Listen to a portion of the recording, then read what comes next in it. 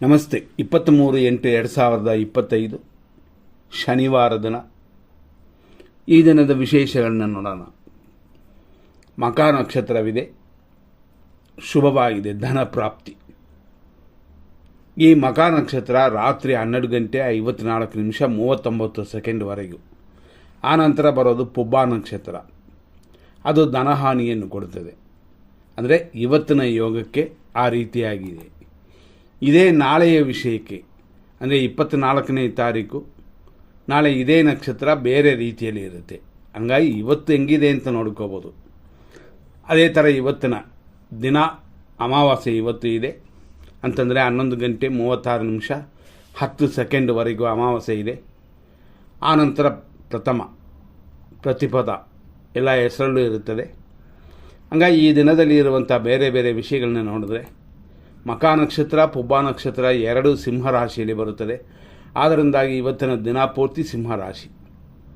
ಅದು ಅಲ್ಲದೆ ಚಂದ್ರನು ಪಾದಾಚಾರಗಳನ್ನು ನೋಡೋಣ. 6:08 6:23 ಇದರಲ್ಲಿ ಮಖ ನಕ್ಷತ್ರ 1ನೇ ಪಾದ.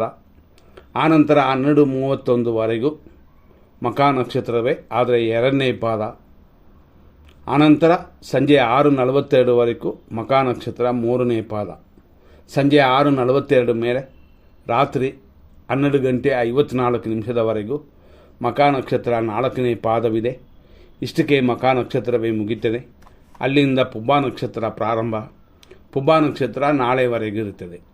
ಅಂದರೆ ನಾಳೆವರೆಗೂ ಅಂತಂದರೆ ಏನರ್ಥ ಅಂತಂದರೆ, ಪುಬ್ಬ ನಕ್ಷತ್ರ ರಾತ್ರಿ, ಅಂದರೆ ನಾಳೆ ರಾತ್ರಿ 2:05:36 ಇದೆ. ಹೀಗಾಗಿ ಇವತ್ತಿನ ವಿಷಯಕ್ಕೆ ಮತ್ತೆ ಬರೋಣ. ಇವತ್ತಿನ ದಿನದಲ್ಲಿ 100% ಶುಭವೂ ಅಶುಭವನ್ನೆಲ್ಲ ನೋಡೋಣ. ಇವತ್ತಿನ ಶುಭ ಸಮಯಗಳು ಹಂಗೆ ಅಂತ ನಾವು ನೋಡಿದ್ರೆ, 7:50 ಬೆಳಗ್ಗೆಯಿಂದ 9:13 ಇದು ಒಂದು ಶುಭ ಸಮಯ. ಅಮಾವಾಸ್ಯೆ ಇದೆ, ಶನಿವಾರ ಇದೆ.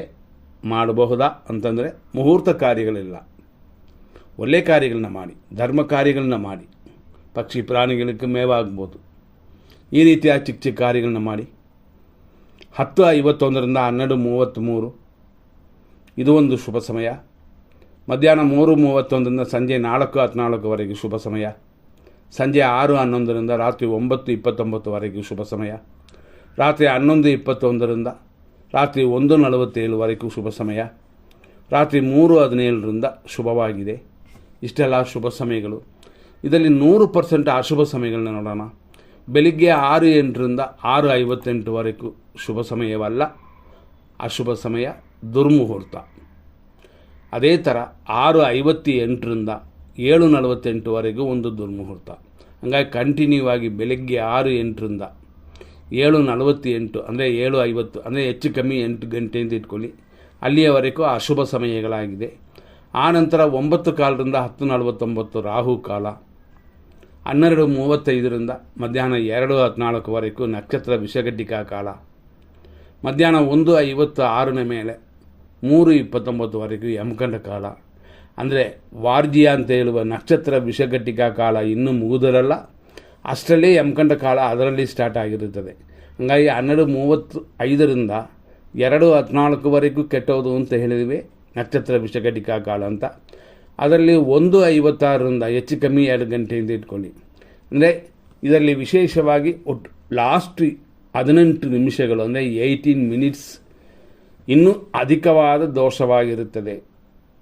ಅಂದರೆ 1:56 2:14 ಅಧಿಕವಾದ ದೋಷ. ಅಂದರೆ 1:56 3:29 ಯಮಕಂಡ ಕಾಲ. ಮತ್ತು ಸಂಜೆ 4:16 ಸಂಜೆ 6:09 ಮೃತ್ಯು ಪಂಚಕ. ಅದೇ ಥರ ರಾತ್ರಿ 9:31 11:19 ಮೃತ್ಯು. ರಾತ್ರಿ 1:49 3:15 ಲೇಟ್ ನೈಟ್ವರೆಗೂ ವಿಷಕಾಲ. ಇಷ್ಟೆಲ್ಲ ಸಮಯಗಳು ಇವತ್ತು.